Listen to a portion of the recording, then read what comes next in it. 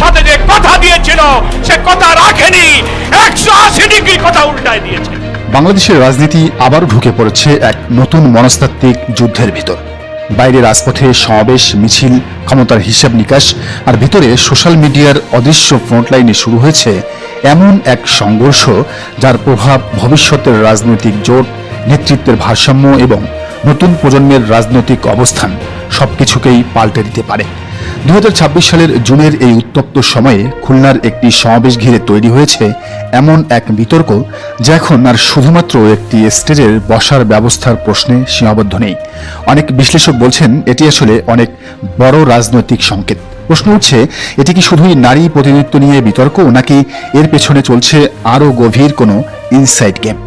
ঘটনা শুরু খুলনার ঐতিহাসিক সার্কিট হাউস ময়দান থেকে। সম্প্রতি সেখানে অনুষ্ঠিত হয় 11 দলীয় ঐক্যের বড় একটি বিভাগীয় সমাবেশে হাজার হাজার নেতাকর্মীর উপস্থিতি রাজনৈতিক মহলে নতুন আলোচনা তৈরি করে। কিন্তু আলোচনার কেন্দ্রবিন্দু হয়ে ওঠে একটি বিশেষ ছবি। সেই ছবিতে দেখা যায় ন্যাশনাল সিটিজেন্স পার্টি বা এনসিপির নারী নেত্রী এবং নারী কর্মীদের মূল মঞ্চে না বসিয়ে স্টেজের সামনে আলাদা একটি নির্দিষ্ট ব্লকে বসানো হয়েছে।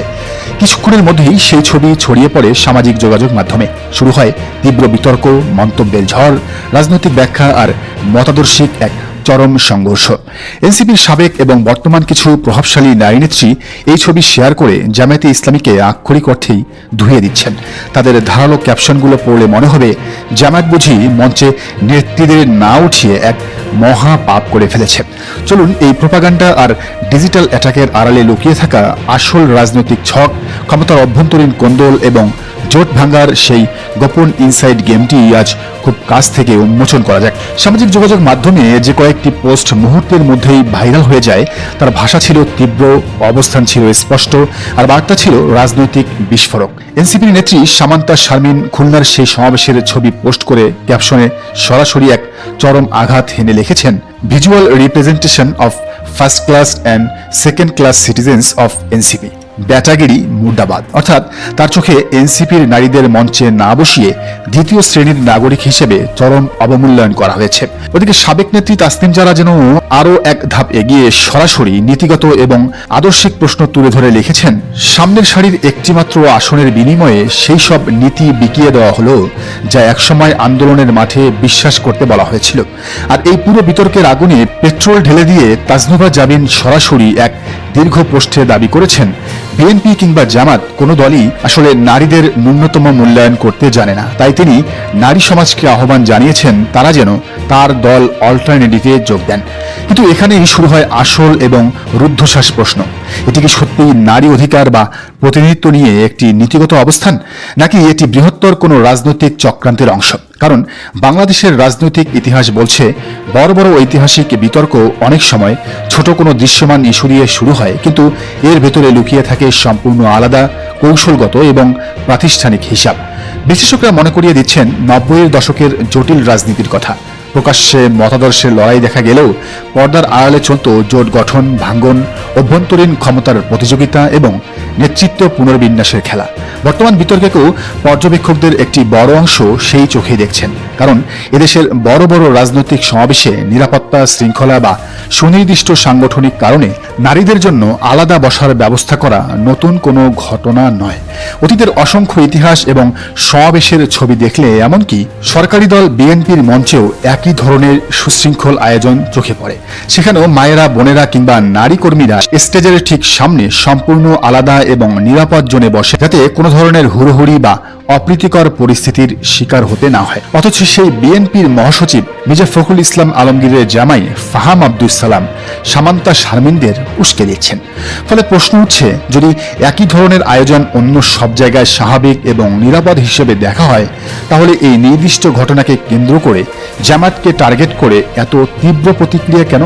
এখানেই তৈরি হয়েছে গভীর রাজনৈতিক সন্দেহ। বিভিন্ন মহলে আলোচনা শুরু হয়েছে এটি আসলে কোনো অভ্যন্তরীণ মতাদর্শিক বিভাজনের নগ্ন বহিঃপ্রকাশ। এই পুরো ইনসাইড গেমের নেপথ্যে এনসিপির ভেতরের হাসনাত নাহিদ বিরোধী ব্লকটি এখন চরমভাবে সক্রিয়।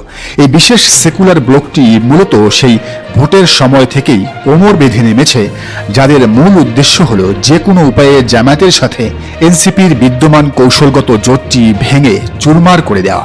মাঝে এনসিপির 6 জন এমপি মূলত সাবেক ছাত্র শিবিরের ব্যাকগ্রাউন্ড থেকে আসা এমন একটি হাইপ এবং ন্যারেটিভ সুকৌশলে প্রচার করা হয়েছিল।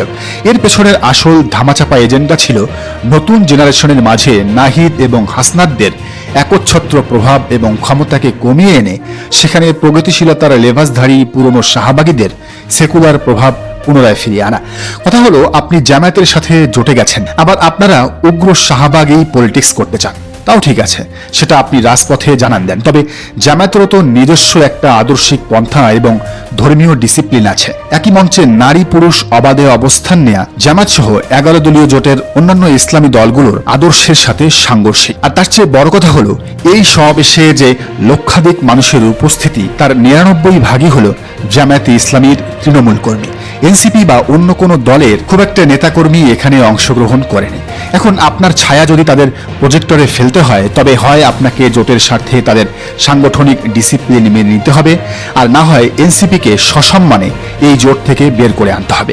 কিন্তু বর্তমানে এক অদ্ভুত গ্রুপ তৈরি হয়েছে, যারা ভাবছে কথায় কথায় জামাত শিবিরকে একটু গাইলালেই বা তুলোধুনো করলেই বুঝি সুশীল সমাজে জাতে ওঠা যায়, একটা নিরপেক্ষ এবং সুশীল ভাইব আসে।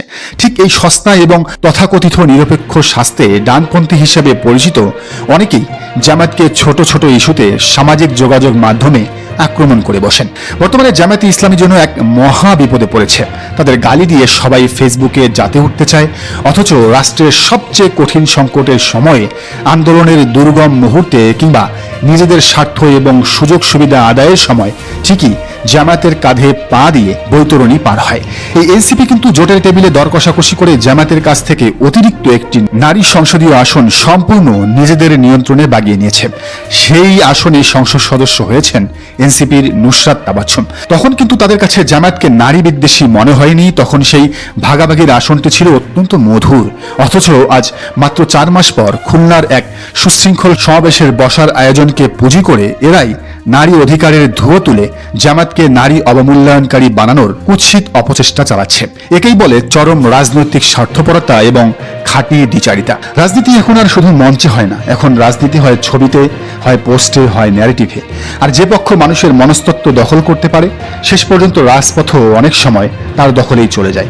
বাংলাদেশের রাজনীতি এখন সেই স্ফুলিঙ্গের সামনে দাঁড়িয়ে, যেখানে তরুণীরা আর অন্ধ বক্তৃতা গিলছে না, তারা ডিজিটাল স্ক্রিনে সংরক্ষিত অতীত ঘেটে সুবিধাবাদী রাজনীতির আসল সত্যটাকেই বের করে আনছে।